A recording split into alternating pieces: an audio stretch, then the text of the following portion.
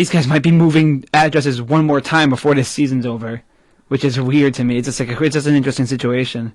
Yeah, it's basically a pick trade. It seems, or a very minor skill trade. Yeah, exactly. That's why I was a little confused at first, because obviously the Islanders got, there's two big names in the trade, but none of these guys are signed for next year, so that's what made your head scratch a little bit. No team gets that stability for sure. It's not necessarily right now a trade for the future, unless you're the Buffalo Sabres where you get the picks. Mm-hmm. The Islanders have to try. Not only did they have to give up to try and get Vanek, which they did, they also had to try and sell him on it staying. Mm-hmm. And we've all covered this already, but it's not easy to do that because it seems like Garth is committed to doing this since he actually made the move. Right, but again, at the same time, it's a low risk too, because there's going to be somebody who wants Thomas Vanek on their team. Yes. So, the Islanders are not going to try and they're not going to get burned on this. I think they're very diligent on how they handle the team, how they manage their picks, and they just don't throw their picks away. They usually don't. But they're obviously planning on not being a bottom-tier team this year. They're planning on being a team that makes the playoffs again. Yeah. Again, that's what you always strive for. But given what they've looked like, and we know what they're capable of, we know that they have lots of young talent that they don't have to worry about necessarily giving up people, but they know how to run the team, I think. Yeah. So it'll just be interesting to see how this develops once it comes next semester and into crunch time for hockey, because I could very well see the Islanders hanging on to him as well too. It would stink for them to give up so much, for a guy who played for half a year, not even a full year with the team. But if it means that they can be that potent in the playoffs, it remains to be seen, because I'm sure they've only played 2 free games with their respective teams. Matt Molson made his debut in Buffalo with a 2-goal outing, which was amazing for him. And Vanek's debut with the Islanders was against the Rangers. Right, and he was held pointless, right? Yes. Yeah, he got his first goal the game after. Yeah. He got a goal and assist. And in Molson's second game against the Rangers, he was held shotless. Yeah, so it's been interesting. I mean, and the thing is, I don't expect much of Molson this year now that he's on a team where he's got almost nothing. I guess I can say that they do have Steve Ott, they do have Cody Hodgson, they have Mikhail Grigorenko, but Tyler Ennis too. So that makes it their top 6, but their bottom 6 and their defensive depth remain a lot to be desired. So, and also their goalie might be on their way out too. Yeah, so they're going to be really this. I feel bad. It's tough to be a Buffalo fan already, but even now, I don't think they're going anywhere. Yeah, a lot of Buffalo fans just want they know the year's going to be lost, and they don't really like Darcy Regier picking because he doesn't pick too well. Right. And frankly, some of them just want him to be fired because he hasn't done a good job with the team, even with the money. Right. So that's an interesting point to bring up. But so yeah, sorry about that. We should have. I wish we had more time, but it literally happened as we were walking out of the studio last week. So, but it gave us time to mull it over a little bit too and talk about it. So that was the advantage of that. So.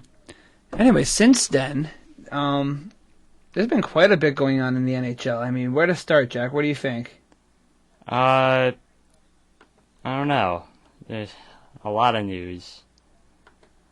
Well, let's talk about the Capitals and Flyers line brawl that happened on Friday night. Yeah. That, for those of you who don't know, there was a big blowout. The Washington Capitals ended up winning. They're up 7-0, about 15 minutes left in the third period. It's in Philadelphia, and Wayne Simmons took a run at one Capitals player. Then right there took another run at a Capitals player and started a fight.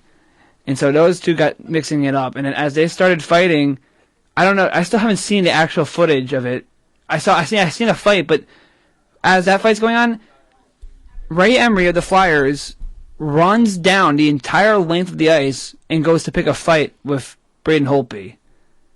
I haven't seen, because there's no video on him actually going down the ice because they're all focused on the fight that's going on between Simmons and the Capital player that he's engaged with. But then Emery goes down and fights Braden Holtby, who definitely wants no part of it, and it hasn't escalated to a line brawl at this point yet either. Yeah. It's not like Holtby's going to get involved. Yeah. Ray Emery just goes and picks a fight, and then... While the linesmen are handling the Simmons fight...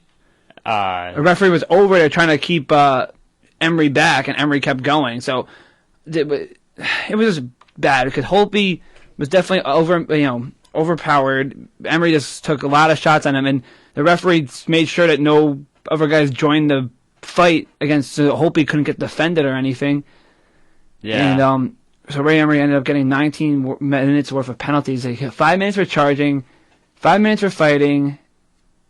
I don't know how it worked out, but and I guess I got a 10-minute misconduct in there too, so that's 20 minutes. So maybe got a double minor for charging. I don't know, but it was just really weird to me, because we know Emery's not afraid to fight, but all the same, like, it was just a really classless move. It was just really classless. Holtby did not want to fight, and the referee's job isn't supposed to break up the fight. That's a linesman, but when Holtby denied the fight and Emery kept going, the referee should have stepped in. He should have, because then that's when it escalated to a full line brawl. Yeah, it was after that goalie fight that everyone started fighting. And so after the game, Paul Holmgren, GM of the Philadelphia Flyers, confirmed that both Braden Shen... No, it was... it was all three of them. Was it Shen, Downey, and LeCavalier all were injured as a result of that fight? Yeah. No, Downey was a different fight. He got a concussion from that too. He had to be hospitalized. Oh my gosh! A different incident. Yeah. Okay, not that. But see, like, the two guys, they just traded for Steve Downey this week. Yeah, they traded Maxim Talbot. Oh my gosh, Maxim Talbot is irrelevant now. He's been irrelevant since 2009. But yeah, I mean, he got traded for Steve Downey, from Colorado. And the first game he's playing, he gets hurt. LeCavalier, as we all know, signed a deal this summer. He got hurt. Braden Shen, one of their bright spots, the future, gets hurt because Ray Emery, who should know better, who is a veteran, who is hasn't fought in a while, and more so looked as a steady veteran presence, goes out like that, 7-0, and does that. And I don't understand why he needs to be the one to do that. I understand that it's not been going well in Philly. The frustration's building, but you don't do that. I mean, the way he went about it too, it's like Braden Holtby did not want any part of that, and he just it seemed like to me a really classless action. Yeah. Paul Holmgren went into the Flyers locker room between the second and third, so a lot of speculation by fans saying he told them to go out there and mix it up. I wouldn't be surprised, because given the reputation that precedes any Philadelphia team, especially the Philadelphia Flyers, that you just have to look back no further than the Broad Street Bully days, and they kind of seem to have never really left. So I don't know. It just was not good for the Flyers. It just things couldn't get any worse, and I think a lot of when I watched the video, they're giving the Comcast feed for the Flyers home network. And they were saying, oh, well, this might be the thing that lights a fire underneath their butts. And that's not, I understand that, but it shouldn't have gotten to that point. And they're frankly just not playing well. Like, the lack of skill, the lack of, play on that team. I mean, you can personally know, Jack, because of the guys on your team just, not playing well. I've been watching a couple of Flyer games. They just don't finish the third period, and that's because they can't lock down defensively. And that's because in the offseason they always go after the flashy forward that's supposed to bring more offense instead of the solid defenseman. Right. The bottom two pairs are not there, basically. Right. And the goalie hasn't been there since Bernie Pron, or even Ron Hextall, if you want to go that far back. But they have not had a goaltender since then. Yeah. It's been a revolving door there. Robert Esch, Martin Biron, Antero Ninamaki. Mm-hmm. I mean, the list goes on and on and on and on. I mean, it's... So, I don't know. Again, we have one of these teams every single year. It's just a mess. And while Buffalo might be the worst team in the league, the Flyers are a mess. They're a mess. They have basically no prospects. They have no cap room. It's nothing to look forward to. At least Buffalo, they can get a decent draft pick, and you can see the prospects actually developing on their team. in Philly because of all the guys they've signed and traded for. Well, they have Giroux, they have Couturier, they have Shen. Well, Couturier's playing like third line right now. He was a top 10 pick. Yeah, that's not promising. Who else? They still have Reed? They have Reed. But he's not been that great either. He's had some points here and there. All right, I'm going to pull up their stats, but it's just... There's no room for prospects to develop, and when a GM like Paul Holmgren, a trade-first kind of guy, draft picks don't matter too much to him. Well, draft picks don't matter, but also, like, the cap room is atrocious. It's like Glenn Saver of old. Yeah. He can't manage the cap space. I mean, Vincent LeCavalier is your leading goal scorer at 7 points. Steve Downey, who was acquired by trade, has 7 points and second and tied for first on the team. Braden Shen, who also got hurt in that fight, 7 points on the team. So those three guys are tied for first. Claude Giroux still has yet to score this year. He has 6 assists for 6 points. Wayne Simmons is up there. And then Mark Streit, who they just signed. I mean... Yeah, for a while their leading goal scorer was Ty McGinn, who got sent down not too long ago. Goodness. With 2 goals. That was like last week, I think. Jeez, it's just not good for them. I mean... It's not sunny in Philadelphia. Yeah, and time again, the only guys with pluses on the team are Ty McGinn, who only played in... He got sent down. Chris Newberry, who's played in only 3 games. He also got sent down. Adam Hall, who has played 11 games, is even. And Steve Downey, who was acquired by trade, is a +3.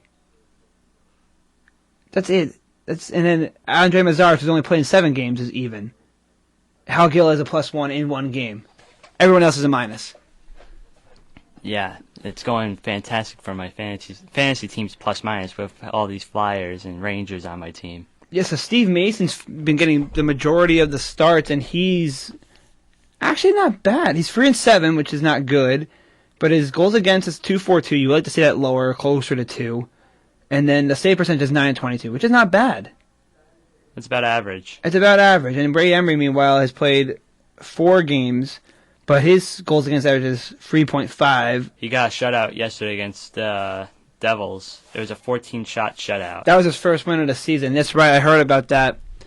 And we can talk about that in just a second. And Emery also has an 870 save percentage on the season.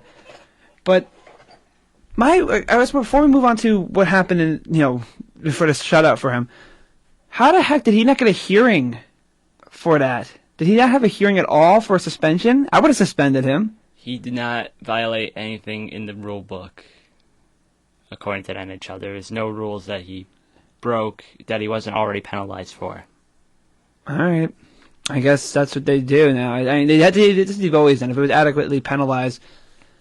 The issue at hand I have is a problem is that the game was pretty much over. I mean, it was 7-0. It was more or less a stage fight. Yeah.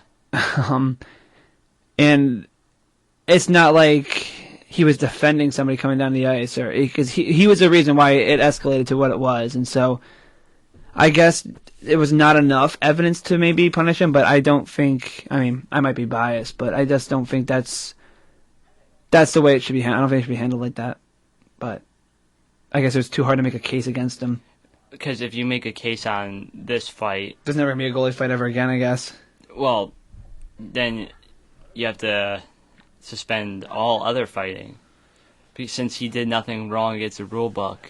Yeah, that's true. And that's what they had to go on right now. They can't go on intent and whatnot. Even though the intent was pretty clear, but... Then you would have to build some consistency. If someone else fought, then you would have to suspend him. Mm-hmm. I agree. You're right on that point. But anyways, then they played the Devils, who were... What was it? I think the shots in that game were just outrageous. Do you remember what they were? I don't remember offhand. What day was it? Was that Saturday? Saturday. Every team played except for all but 3 teams played. Okay, let me take a look at the box score. It was a 1-0 affair, and Braden Shen scored with 14:29 into the first period for the only goal of the game. The shots were 21-14. That was it. It's 21-14 in the game. I mean, that kind of tells you just in a nutshell how... That's a football score. Yeah, right? Nobody had more than 10 shots in a period.